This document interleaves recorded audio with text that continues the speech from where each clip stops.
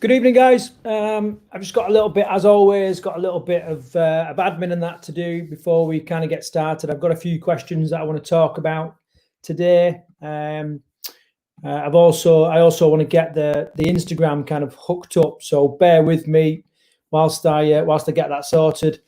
It'll take me a couple of minutes, and that'll give people time to come on, join us, say hello, tell me that they've got enough volume that they can hear me and that and they can see me. And then we'll kind of get into it. I've had 3 questions that have been posed before we came online, and I'm hoping that we pick up a few other questions as well as we go along. So I'll do that. I'll get sorted, and then we'll get into it. This is one of the regular Facebook lives that we do every Thursday evening. We used to do it in our closed group, in the Conquer Food group. Tonight I'm sending it out. I'm broadcasting to the virtual Team Bootcamp group, the Conquer Food group, Instagram, and YouTube. Okay, so whatever you're listening to or you're watching this, then say hello. Right, so I'll just do these little bits and bobs, and then we'll be ready to go. I would love to have had this all done before I come online, but the system I'm using to do it just doesn't allow you to do that. So I've got to kind of do it. I've got to kind of do it now as we come on. If you'll probably see on this live, it'll say that I'm using a software called StreamYard, and if you haven't done so already, you may have to head across to StreamYard and then kind of give permission to share the name, and then I'll be able to see your name when you comment or what have you. So just take a minute or two now to do that. Just follow the instructions, and then I'll be able to see your name. In the meantime, if you're watching, then say hello, and as the little banner says below, say hi.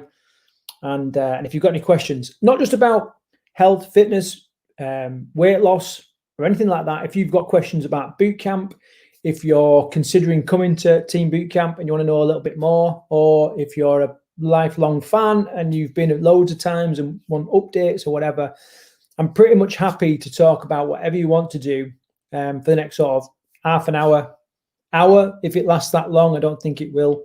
But yeah, just if you start off and just let us know that you can kind of hear me and that everything's working okay before we get into it.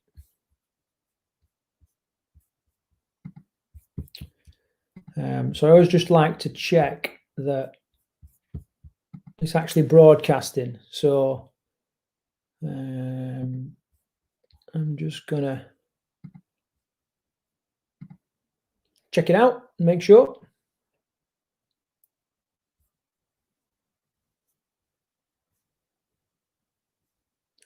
Yep, all seems to be working all right.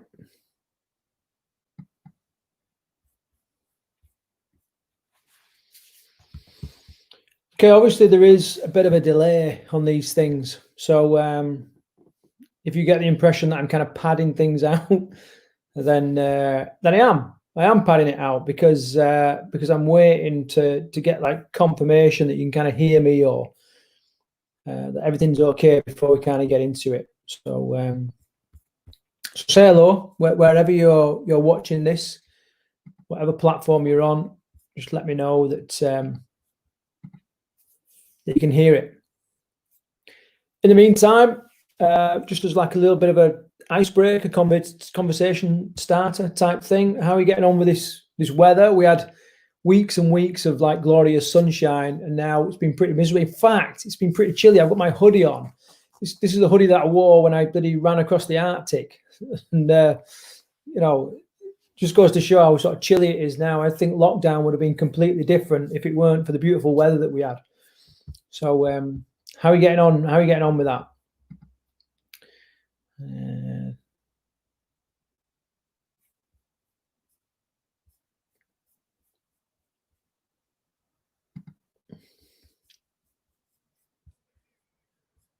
Okay, so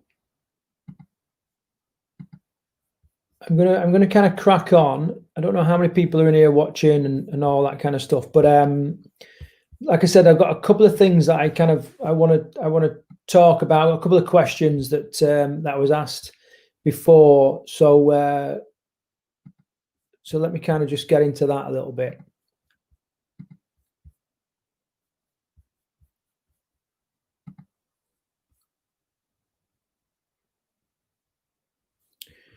Right. So let me bring up this little screen here. Okay, so this is kind of like I said, our weekly live training where really it's about kind of getting you unstuck. You know, people, you quite often in their weight loss, their fitness or health journey, they kind of get stuck on different things, you know, and the idea behind this training is we kind of answer questions, create a bit of clarity, give you a bit of direction, boost your confidence, and then get you off moving again. So that's the idea behind this. So if you're sort of sat there and you're thinking, you know what, I've always wondered, or this thing's causing a bit of friction, or it's holding me back, or whatever, this is the time to kind of ask your questions, and I'll do my best to answer them pretty much off the hook, you know, off the cuff as we go along. So like I said, I've had a couple of questions posed before I came online, which I'm gonna answer now. Okay, so the first one is actually from Emily, my little sister. She's just doing the Couch to 5K. In fact, I think on Saturday she kind of graduates. She goes for a 5K run. It's been amazing to see Emily getting stronger and fitter and really take on this running. It's been one of those things, those beautiful things that's come out of lockdown, where for whatever reason she was just like, right, I need to get going, whether it's a bit of time to herself, whether it's her excuse to get out of the house and, you know, it's acceptable to go for a run, whatever reason it was, she decided she was going to start running. And I think it's fair to say she's not a natural runner. She's quite tall.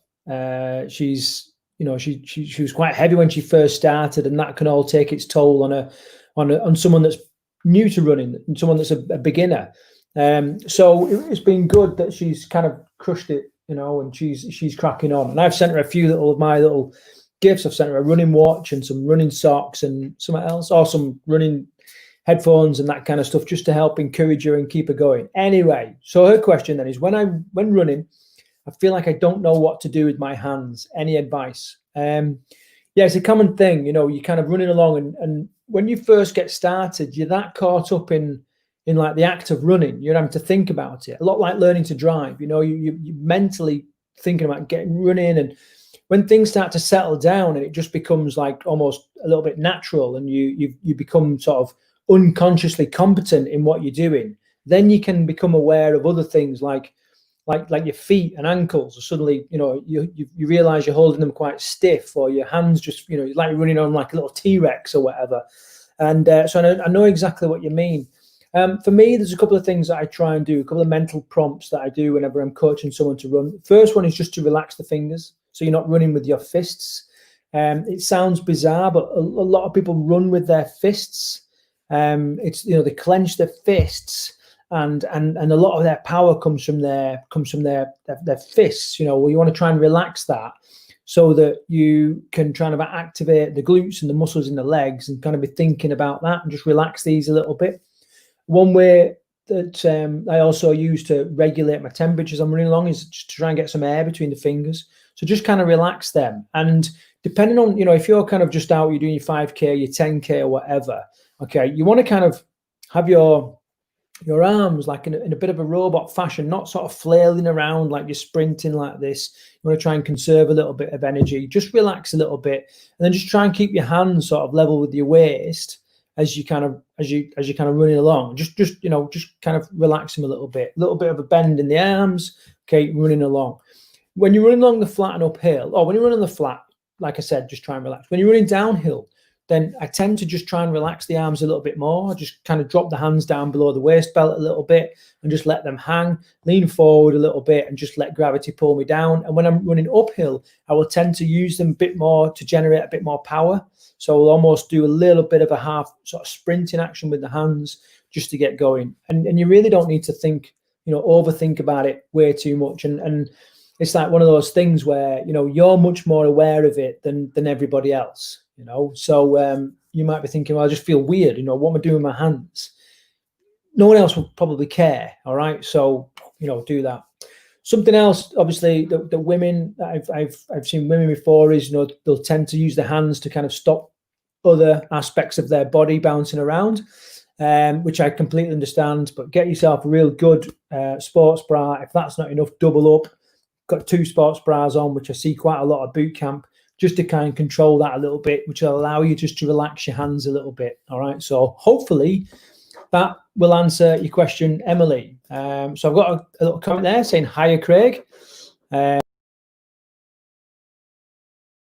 It's with the Facebook users, unless you kind of give authority to for this StreamYard to get your name, I can't kind of see who it is. So whoever said that, hiya, Craig, and the kisses, let me know. You know, feel rude talking to you, and I don't know who it is. And I'll just sort of double check before I move on to the other things. Just it's Lee. Lee, how you doing? Lee, Ash has just sent me a picture of your before and after.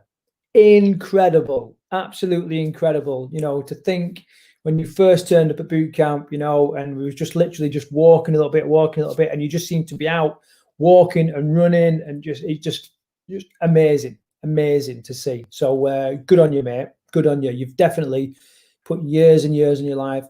I'll be interested to know how much weight you've actually lost, because I know it's a hell of a lot, Okay, so good effort. Thanks for messaging, Lee.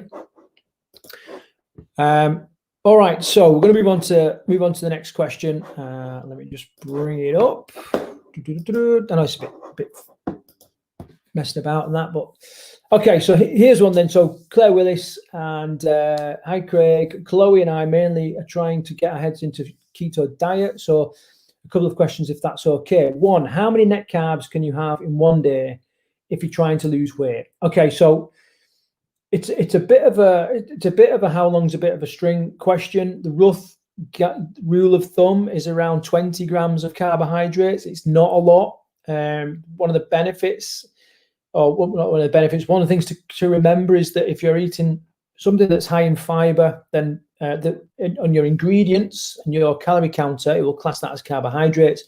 But you can, you know, work out how much fiber's in it, and you can subtract the fiber from your net carbs, because, you know, it just functions different in the body. But 20 grams really for kind of to be in a ketogenic state and to be, you know, really burning fat and all that. However, it is very dependent on body size, and Chloe's tall. For a lady, she's a tall, big lady. So and I don't know what you're like, but you know, if you've got like someone sort of 5 foot, you know, between 4.5 and 5 foot, they might be all right with 20 grams net carbs. If you've got someone 5 to 5.5 foot, then, you know, obviously they could probably get away with a bit more. And then 5 foot to like 6 foot. What's Chloe? I mean, she must be 6 foot, is she? I don't know, but you might get away with a little bit more, which is why it's really, really important to be kind of tracking your you know, with your strips, you know, your urine strips, or whatever way you're using your blood glucose to track your progress. Okay, you need to keep on top of that. Now, it's not 100% accurate, but it's going to give you a good ballpark figure. And what you're trying to do is, like, you can't really have just one metric to hang your hat on. You know, what you need to do is you need to look at everything you're doing, like restricting, you know, 20 grams net carbs a day, plus your weight that you're tracking or measurements, plus your glucose levels, your ketogen strips, and all that. You should start to build up a bit of a picture. And eventually what you'll do with the experience is you'll kind of know what works for you, and you'll kind of work out what you can get away with a little bit, and what you can't, and what's going to kick you out of what's going to kick you out of like keto state, and what's going to keep you in there. Okay, and you've really got to just be adjusting all that, because everybody's different, you know. And I say this time and time again, a lot of people sort of think that, you know, we are all kind of the same thing, and fundamentally we are. However, for example, there's like 19 different types of human stomach, you know, which you sort of think, how? Surely we've all got the same stomach, and we don't. You know, we all have slightly different makeup. So, you know, consider all those things, and you've got to kind of come up with a protocol that works for you. A good place to start is about 20 grams of carbohydrates for that day. But remember the fiber, because if you're eating something that's really high in fiber, you can discount that against your carbs, which means you can eat just a little bit more. So hope that helps. I'm using the Diet Doctor as my initial guide, and some meals do not have vegetables added. It's okay to add them. It is, but I would stay away from things like carrots, parsnips, anything where if you cook it, if you roast it, it kind of blacks, it gets black and caramelizes a little bit, because that kind of suggests there's quite a bit of sugar in there. So you really need to be careful. I would be looking at adding things like, green leafy veg, very fibrous, but it's going to give you lots of protein and lots of other vitamins and minerals. What else could you throw in there? Obviously, avoid the obvious things like bloody potatoes, carrots, onions. You don't want to have too many onions in there. You might get away with courgettes and that kind of thing. So you've really got to be careful. I think it's too like broad brush to say, can I include vegetables? You almost need to be a bit more specific on what kind of vegetables are you thinking of adding. And then look at what you want to do is then look at the glycemic load and the glycemic index of those vegetables, and you'll be able to search it up online. And the glycemic index is how much of an effect they're going to have on your blood sugar. Okay. Now, what that doesn't take into account is that some foods, the more you have, the more effect it has. So, for example, if you have half a dozen grapes, the effect on blood sugar is relatively minimal. If you have,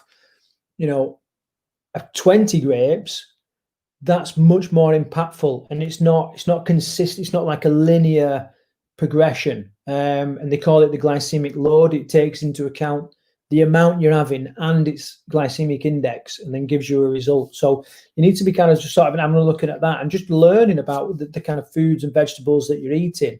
That with your tracking, you're going to start to build up a bit of a picture of what's working for you. Listening to a podcast before I started, and I think I heard Paula say she used to have jelly and cream. Should I weigh and measure cream? Finally, really enjoying keto as a sustainable meal plan. Just don't feel hungry in between meals. One of the biggest benefits of like a ketogenic diet is that you do get to keep in some things that you would otherwise have to cut out if you was on a calorie controlled diet. For example, cream, and I would say to Paula, like, get the fattiest, richest cream you can, and obviously you need to moderate how much you're having. But on a calorie controlled diet, like, you'd like shit your bed in the fact that you're going to have cream in there, or you'd want low fat or something like that. And obviously, whenever you read low fat, you should think low sugar. So what was I on about? So in regards to weigh and measure, what she does is she gets these little jelly pots from, I think they're like Roundtree's jelly pots, 10 cal jellies. I'm sure you've kind of seen them in most supermarkets. And then what she will tend to do is she will have like 2 large tablespoons of cream. Same again though. It's one of those things where have it, run it for a week, track everything that you're doing, monitor everything that you're doing, adjust it for the next week. If you've not lost any weight, or you've not really progressed how much as you wanted to, then you can pull back a little thing. So you don't have to be like working out the exact grams, but for example, you might do like a cup. A cup, if you're into like cooking and stuff like that, is like a US form of measurement. Okay. You can buy little cups and perhaps use one of them, but anything where you can kind of track it. I think there's a tendency to just go, oh, well, I'll just have a little bit more and a little bit more. And it's one of those things that can creep up and creep up and creep up. Before you know it, you're having way too much cream, way too much jelly twice a day or whatever, and it's too much. So you do need to weigh and measure, but I don't suggest anybody gets mega granular and obsessive over what's going on, because there's loads of precursors and signals to disordered eating, and being overly obsessive about the weights and measurements is a precursor to disordered eating, and you just don't want to go down that road, and there's no need to. Rough rule of thumb, and you should be good for that. hopefully that answers your question. Let me know if it is. And I'm glad that you've found a bit of freedom. That's what I was saying. One of the biggest benefits of the keto diet is that once you get through that initial period, and you might have a bit of keto flu or whatever, you can feel just free of food because you no longer have those chemical drivers to get the crap food and to seek out sugar and all that kind of stuff. So it's good for you, Claire. That's good, and great for Chloe as well.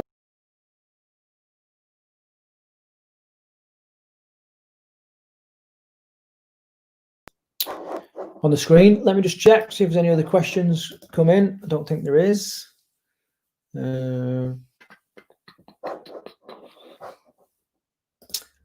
Nope. Okay, so we'll crack on. Next question I've got, and then we're going to be then I'll pretty much open it up to you guys, and see what you want to talk about. If anything, if there is no questions, then that's fine. So next one, share the screen. Still trying to find my way around this bloody thing. Here we go. So the next question is club hours. Okay, a bit of fun-ish, brackets. Considering how fit and strong they all are, can the trainers really understand what it is like for someone who has a lot of weight, say 10 stone plus, to lose doing everyday things, including exercise? Just wondered if any of them have thought what it is like and have done anything like wear a fat suit or load themselves up with those sorts of weight to step into the shoes of someone who is very overweight. Shoe tying is an issue. And if they haven't, would any of them consider it for a day? I just think that until you have had that sort of weight to carry around, you don't really appreciate how incapacitating it can be.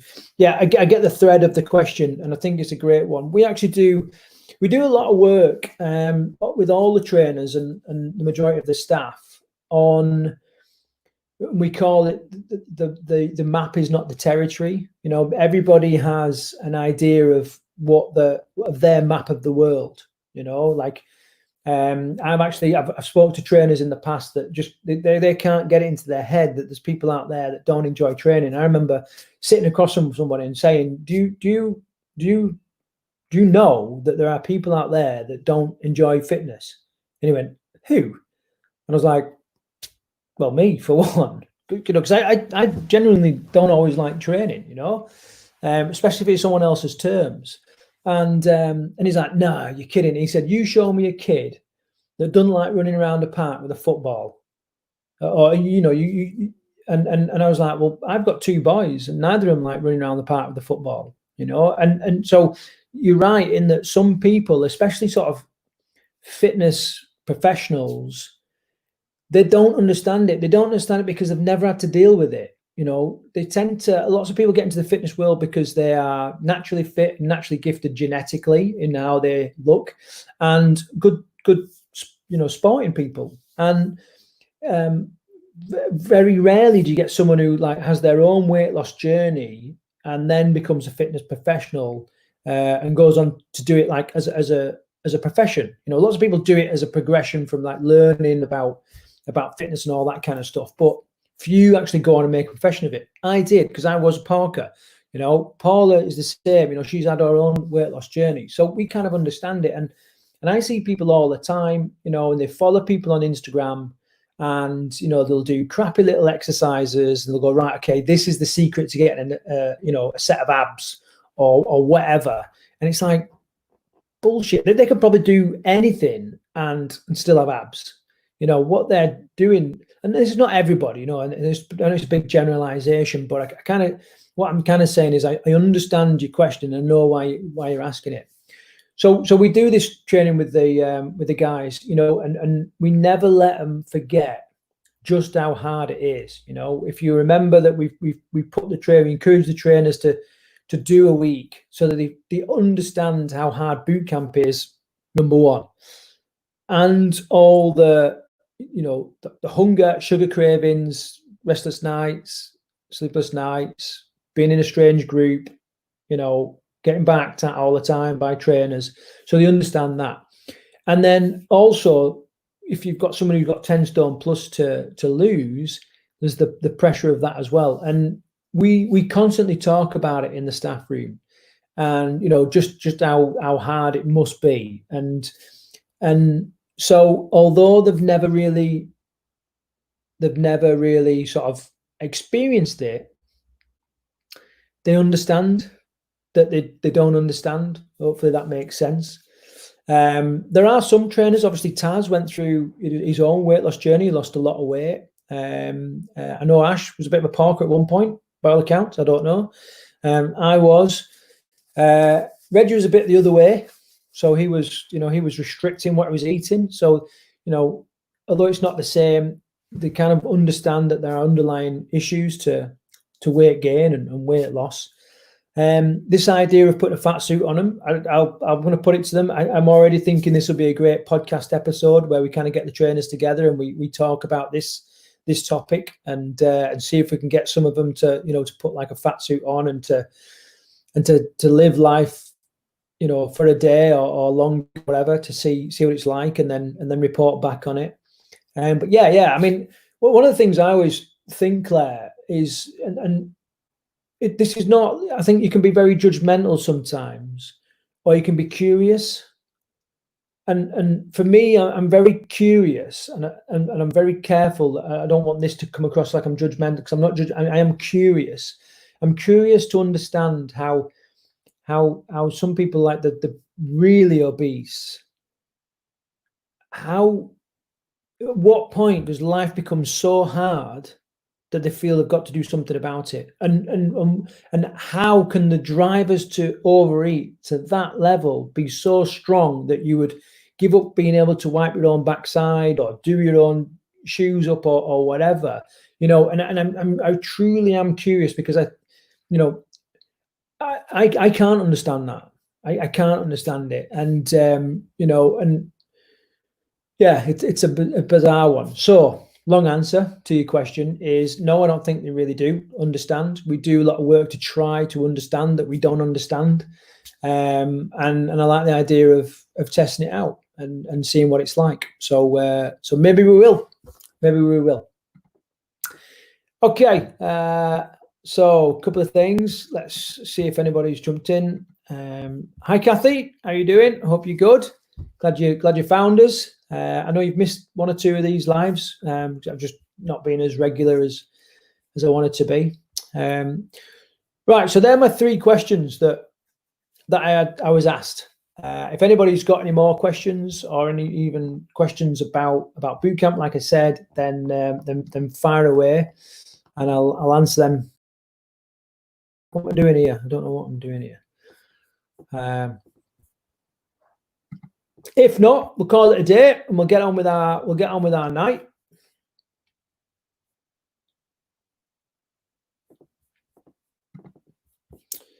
So just give it a couple of minutes. What's going on at camp at the minute? Well, you will have seen that we've had one of the first glamping pods turn up. Obviously, we're really restricted on rooms because of the social distancing. We need to have like either single occupancy or, in some of the larger rooms, double occupancy, but really, really spread out due to the coronavirus risk assessment that we've carried out. So we had a glamping pod turn up.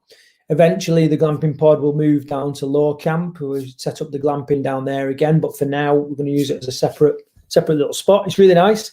It's got starlights in the roof, so you can watch the stars and all that. Fully insulated, so it'll be nice and warm. What else is going on? We've updated. This is really big news. We've updated the hot water.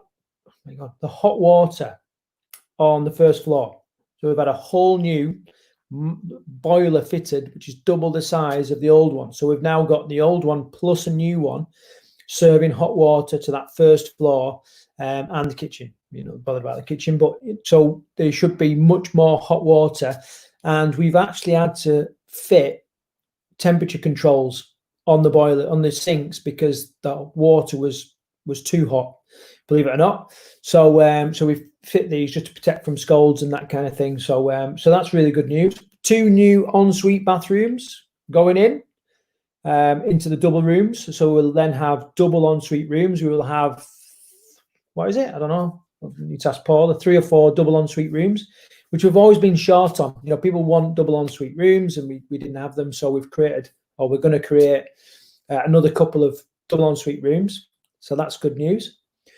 New carpets going down on the stairs. That's about it. There's loads of other little bits and bobs, like, you know, painting, just sorting out little bits of maintenance that we've been trying to get done for forever, and we've just not got around to it. My biggest job at the minute is just trying to get a grip of the gardens, the hedges and all that kind of stuff. It's tough because I didn't know, but you can't cut hedges this time of year because of the birds' nests and all that. But doing the best we can, just kind of try and keep on top of it. So yeah, lots going on. Right, so I'm gonna call it a day because I don't think we're getting many questions coming through. For those that have joined or those that are watching the replay, thank you very much. We are going to run. We're currently running a competition to win a week at boot camp, which you can enter by going to team-bootcamp.com/win. And it's just a case of you just follow a few tasks like share, like us on Instagram, yada, yada, and you can be in with a chance to win a week at boot camp. We're also going to run a competition related to the glamping pod. So we've named it. We've had some great names there. We've shortlisted some names. We're going to choose a name. We're then going to run a competition for somebody to come along and spend either a long weekend or a week in the glamping pod, but kind of document their stay, document, you know, what it's like and all that kind of stuff, as like a little bit of a blog post, or maybe they'll do a video, Instagram takeover or whatever. So that's what we're doing. So got a question here from Kathy. All sounds good. When are you reopening? It's going to be beginning of July, beginning to mid-July. We've a couple of things that we're kind of waiting with the government, because you know, they're kind of saying that hospitality and that will open up from the 4th of July. So hopefully we will get kind of picked up. It's strange for us because we're neither hospitality nor leisure, but we don't really have any clear-cut guidelines. But yeah, that's when we're kind of thinking where we'll be opening. And when we open, there'll be a few little things that we'll be doing, like numbers will be kept really small so that we can control the size of the groups. People will eat separately, and we've bought little smaller tables so that you can spread out and do the old social distancing. There'll be new cleaning protocols, masks if you want them, gloves, no sharing of equipment, no pad work where you're up close and punching someone else, no indoor stuff until they allow us to open up the indoor gym. Just lots of different bits and bobs, really. But that's kind of what we're working on at the minute, is that risk assessment to make sure that we can manage the risk of COVID in boot camp. So that's that. Any other questions? Probably not.